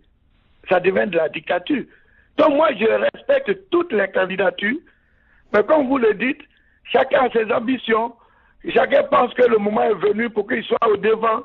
C'est tout à fait normal dans un mouvement. Sinon, si ce n'était pas cela, le mouvement n'évolue pas. Maintenant, c'est la réalité du terrain qui va parler le moment venu. Donc, nous observons et puis nous travaillons. Et merci beaucoup. Voilà, alors nous allons aller du côté de l'écrivain, hein, monsieur Laurent Agueyi. Allez-y pour votre question. Merci Jacques. Merci professeur. Merci. Les tests du PDCI disent qu'à 79 ans, on n'a plus le droit de se présenter à la tête du parti. Lorsqu'on pose la question à Didier, il dit le Congrès va décider. Mais les tests sont là. Qu'est-ce que le Congrès va dire par rapport aux tests que vous-même vous êtes donnés? Qu'est-ce que le Congrès va faire? Allez-vous changer cette loi? Voilà ma question. La loi, ce que vous appelez la loi, a été changée en 2002. Avant 2002, il y a eu 96. Avant 96, il y a eu 90. Avant 90, il y a eu 85, 80. Chaque congrès a toujours fait le toilettage des textes. Ce n'est pas la première fois. C'est ce que je m'évertue à vous dire. Si on arrive au congrès, que les congressistes disent la loi, le texte n'a qu'à rester, il reste. Si les congressistes disent qu'on change le texte, il change. Ça a toujours été comme ça à tous les congrès. Ce n'est pas aujourd'hui, on va changer. On ne va pas réinventer l'eau chaude. C'est comme ça. Ça arrange les gens, ça n'arrange pas les gens. C'est comme ça. Et puis ce que vous oubliez, le dernier congrès a eu lieu en 2002. Le prochain congrès devait avoir lieu en 2007. C'est ça qui est dans les textes. C'est écrit noir sur blanc dans les textes. On n'a pas fait de congrès en 2007 parce qu'on a dit, on a fait un bureau politique pour dire que la situation en Côte d'Ivoire n'est pas propice à l'organisation d'un congrès. On n'a qu'à décaler. Et après toutes les élections, on va faire le congrès. Le bureau politique, qui est un organe inférieur au congrès, a reformé cette loi. C'est ce élément qui existe dans les textes. Parce que le texte, ce n'est pas un seul article, hein. C'est beaucoup d'articles. C'est un article qui dit que le congrès doit avoir lieu tous les 5 ans. Mais on a dérogé à cela, parce que c'était la volonté du bureau politique du PDCI, qui est l'organe de décision entre deux congrès. Mais quand on a fait la loi en 2002, parce qu'on avait eu le congrès en 2007, c'était aurait pu être candidat parce qu'aujourd'hui, si vous aviez ce soir 10 ans, ou bien vous aviez 69 ans, qu'en 2002 on dit qu'il faut avoir 75 ans, vous apprêtez pour être candidat en 2007. Mais il se trouve que 2007 arrive et on n'a pas fait de congrès. Vous arrivez en 2013, vous avez 69 plus de 6 ans, vous avez, qu'on appelle ce soir 13, vous avez presque 78 ans. Je ne parle pas du président Bédié, mais vous. Et le texte de 2002 vous frappe. Mais si vous allez au Congrès, que vous faites une résolution et que vous demandez que vous soyez candidat parce que le Congrès n'a pas eu lieu, ce n'est pas votre faute, mais c'est parce que c'est le bureau politique et que vous excusez comme ça, le Congrès est capable de vous donner raison pour changer les textes. Parce qu'on a sauté un Congrès. Ça, beaucoup de personnes l'oublient. Mais pourquoi on a sauté un Congrès? Au moment où on dit qu'on n'allait pas au Congrès en 2007, on violait les textes.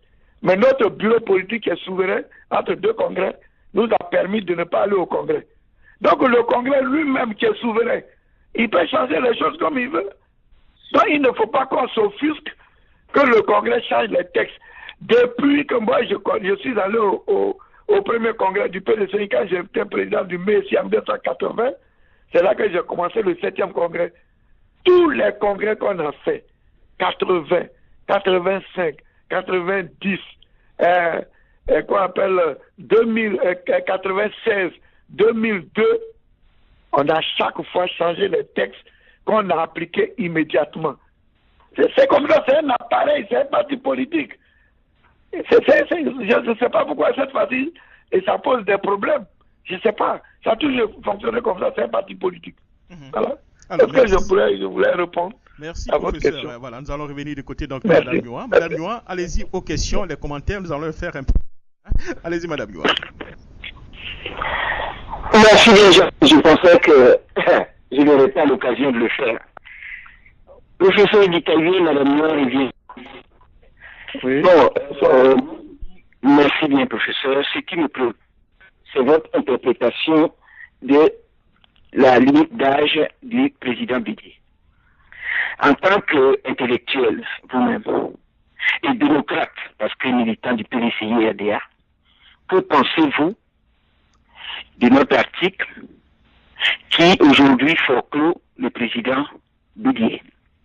Et vous me donnez une explication en disant que c'est parce que les militants de base souhaitaient voir le président Bédié reconduit compte tenu de la situation. Mais je m'en vais vous poser la question de savoir, mais monsieur le président Bédié n'était-il pas à l'origine de cette situation quand vous étiez tous au Golfe et que depuis 2 ans et demi, vous n'avez pas été capable de résoudre la situation? Qu'est-ce que le président Bédié ferait de même pour la situation alors qu'il est forclos par nos textes? Voilà ma question. Merci bien, monsieur le professeur. Bon, merci madame. Le président Bédié n'est pas président de la République. Il est président du PDCI-RDA. Et ce que les militants demandent, on lui demande de continuer de rester président du PDCI-RDA. C'est tout. Sinon, il n'est pas président de la République.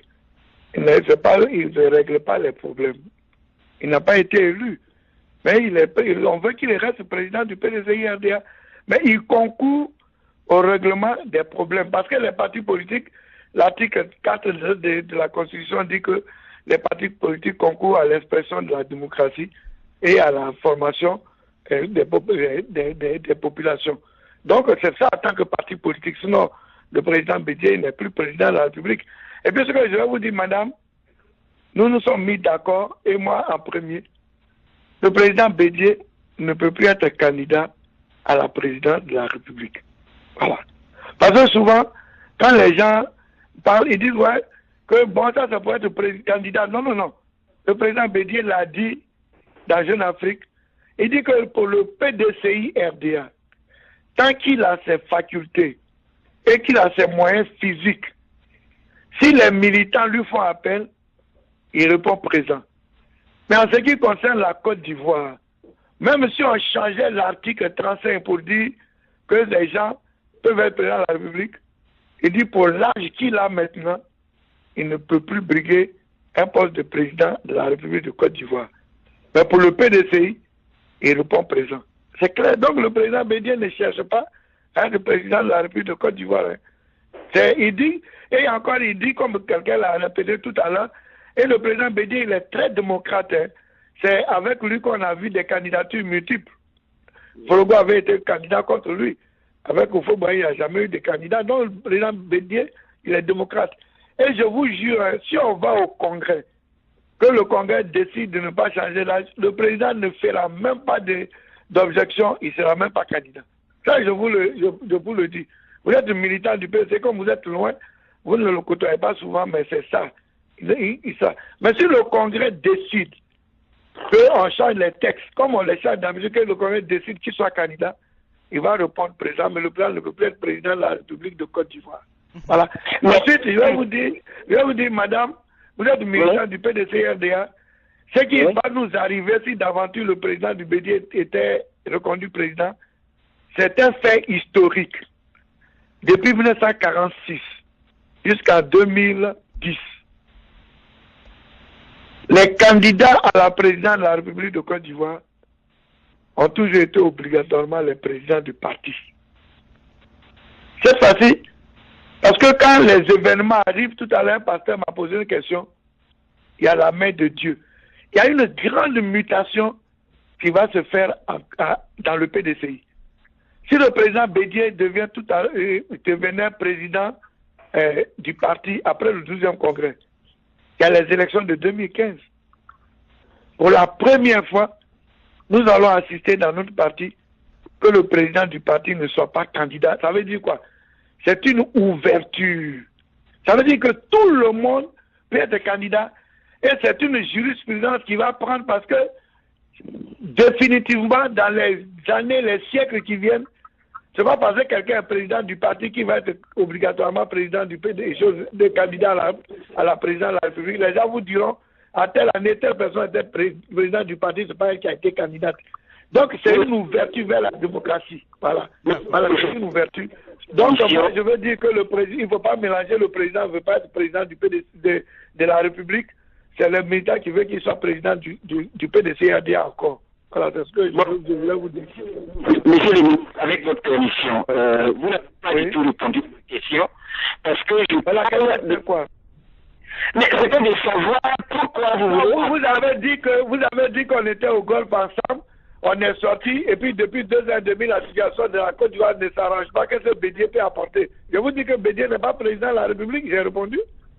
Monsieur le ministre, la question est de savoir, puisque les textes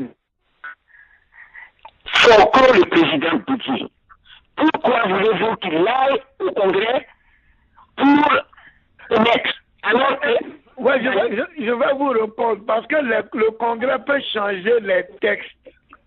Voilà, c'est ça. C'est la fonction, ce sont les attributions du Congrès. Vous ne pouvez pas dénier cette attribution au Congrès. Le Congrès fait ce qu'il veut. C'est ça, c'est ce point-là qu'il faut comprendre. Si le Congrès dit demain, le PDCI ne s'appelle plus PDCI, il ne s'appellera plus PDCI. Si le Congrès dit demain, le PDCI est dissous, c'est le Congrès seul qui peut dissoudre le PDCI. Donc, le Congrès est souverain. C'est ce que je m'évertue à vous expliquer.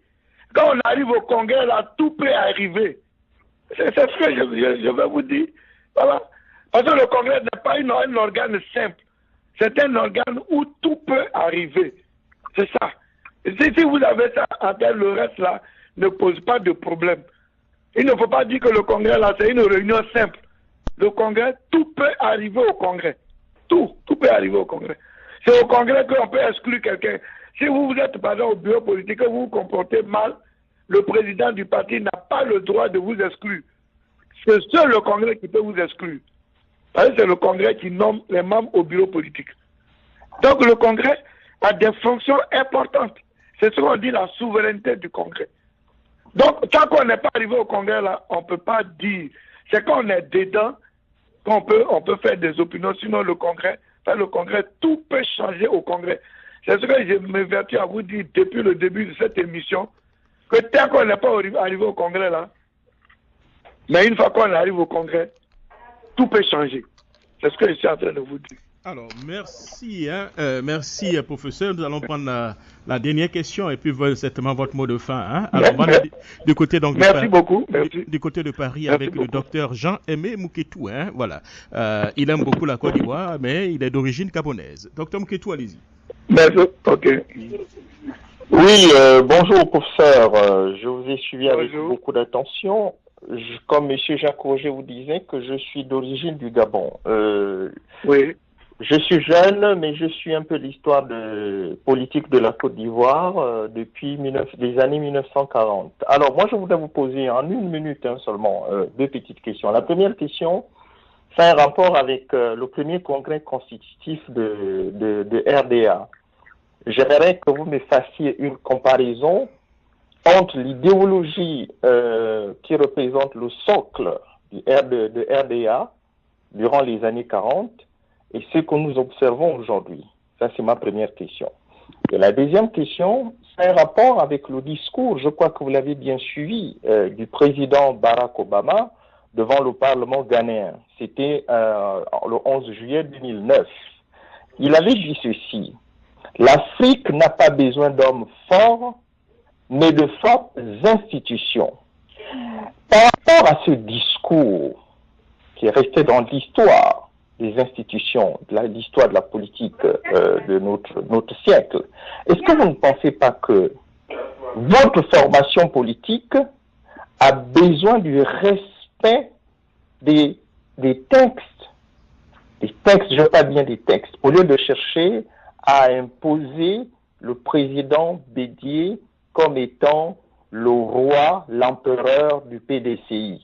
Est-ce que ce n'est pas le moment de faire émerger cette classe, cette nouvelle classe politique au sein de cette formation politique pour préparer l'élection présidentielle de 2015, je pense? Voilà, vous avez dit qu'il ne va pas se présenter. Merci, je reviendrai dans le débat après. Voilà, merci. Par rapport à la deuxième question, je crois que le professeur... Oui, mais attends, la première question, vous parlez d'idéologie, précisez votre pensée.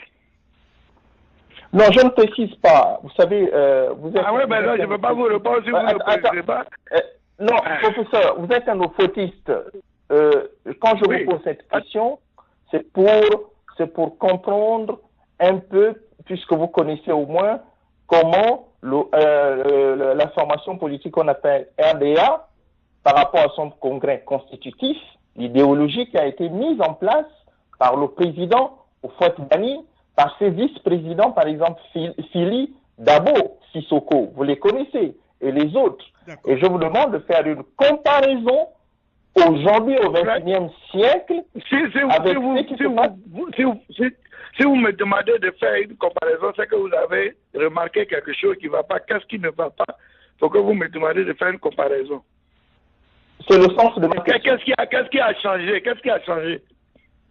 C'est vous qui devez me le démontrer, c'est qui ne va pas. Moi, je reviendrai dans le débat. C'est toujours la même idéologie. Deuxièmement, vous parlez du PDC. Le PDC est une organisation privée. Moi, je ne comprends pas. C'est pas parce que vous pensez quelque chose que tout le monde doit la penser. Si les militants du PDC disent qu'ils veulent un président qui a 100 ans, où est le problème? C'est les militants du PDCI. Et moi, je ne comprends pas. Ce sont les militants du PDCI qui décident.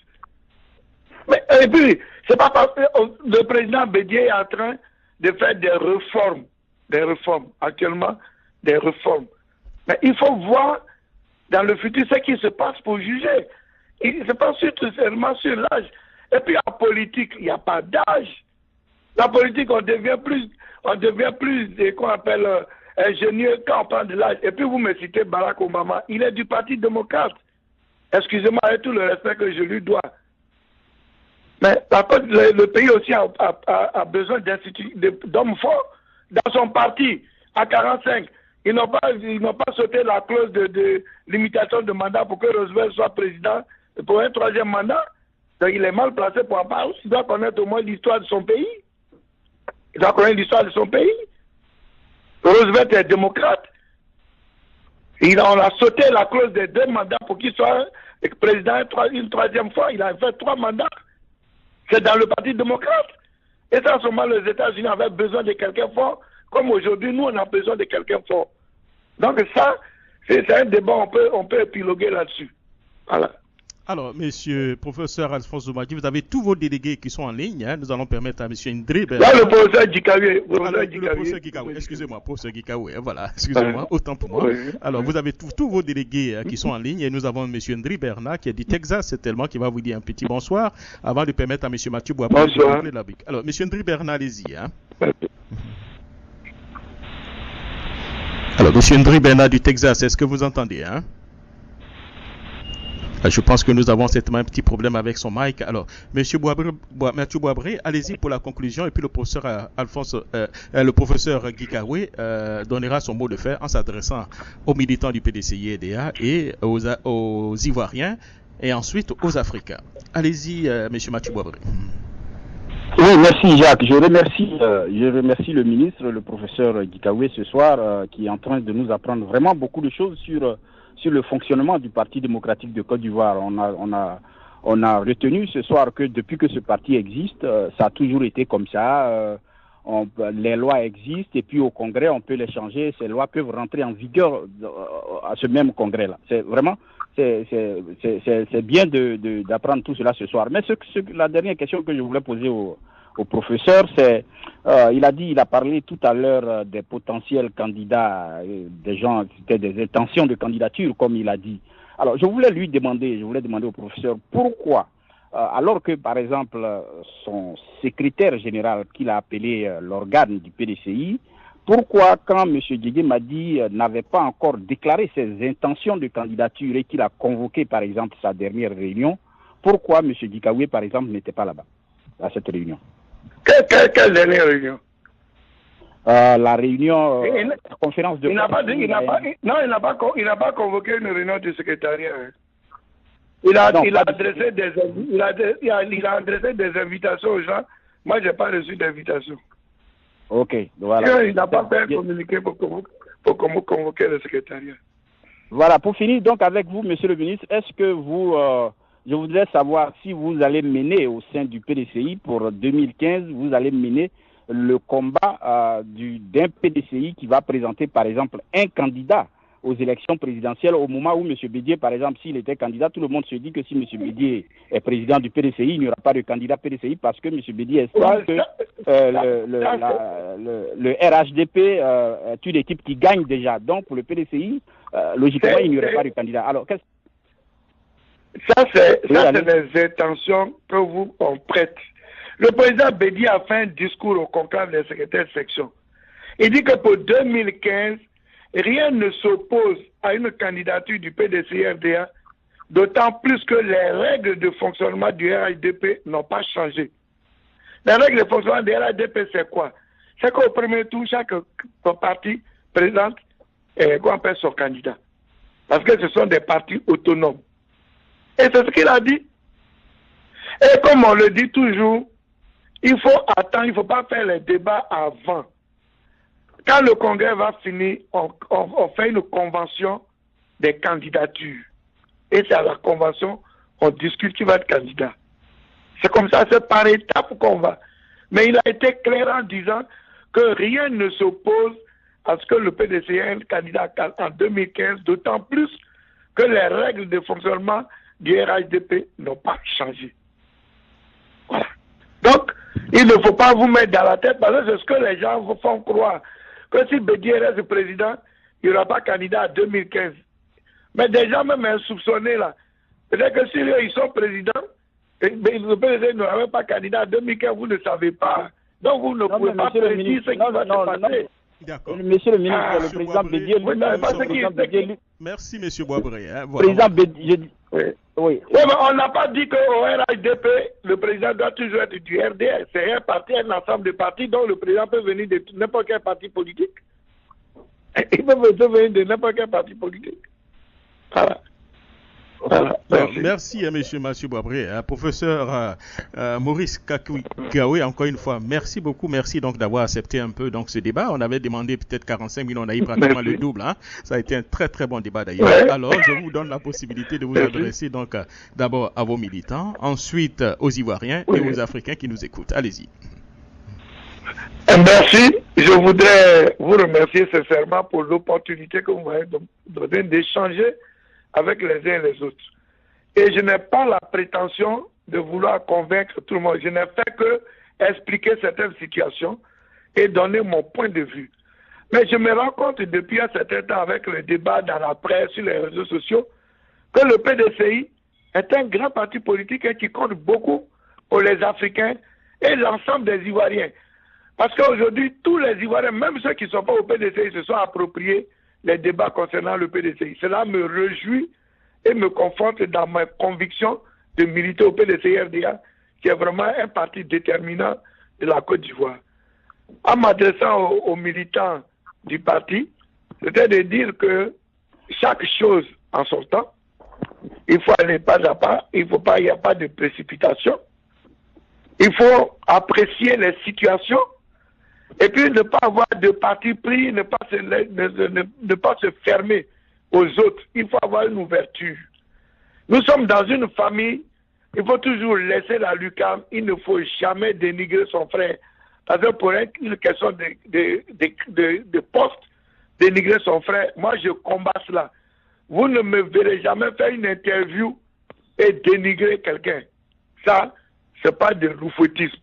Parce que si vous dénigrez dans les journaux, c'est que vous êtes faible. Quand vous êtes fort, et moi je suis de l'ouest de la Côte d'Ivoire, c'est ma culture BT. Quand votre frère vous a fait quelque chose qui vous fait mal, à 6 heures du matin, vous tapez à sa porte, vous rentrez et vous lui dites ce que vous pensez et vous échangez. Et c'est cette culture-là que moi j'ai gardée. Donc moi, quand il y a un problème, je vais voir la personne et je pose le problème. Et on a débat. Sinon, se répandre dans les journaux, c'est un acte de faiblesse.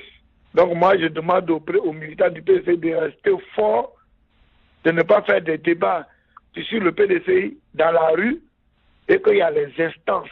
Aux États-Unis où nous sommes, il y a les délégations à l'est et à l'ouest. S'il y a des problèmes, ils peuvent débattre dans la délégation et nous faire connaître les problèmes.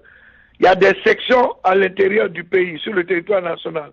Il y a des délégations, il y a des tribunes, il y a le bureau politique, il y a le secrétariat, il y a des tribunes pour s'exprimer et que les journaux, c'est pas fait pour arranger les choses parce qu'après tout, nous sommes des frères. Donc je remercie les Africains, les Ivoiriens, même ceux qui ne sont pas PDCI, qui s'intéressent à notre formation politique. Leurs observations, ce n'est pas parce que j'ai répondu aux questions, mais toutes les questions qui m'ont été posées, je les ai enregistrées. Et nous allons faire une réflexion et nous allons prendre en compte un peu les préoccupations des uns et des autres. Donc je vous dis encore merci de m'avoir donné cette opportunité d'échanger avec mes frères. Je vous remercie. Merci encore une fois, professeur Maurice Kakou Gikawe. Portez-vous bien. Hein. Au revoir. Merci beaucoup. Et à la gloire de tous ceux qui ont porté le PDCI RDA sur les fonds baptismaux. Au sein du PDCI RDA, Rassemblement démocratique africain, voilà le RDA. Quelques 300 000 militants du PDCI RDA mobilisés autour des valeurs qui font le socle de leur parti ont déferlé vers la fondation Félix Houphouët-Boigny pour la paix. Le PDCI vaincra. C'est le parti. Bonjour, votre correspondant vous servir de vaillant peuple ivoirien.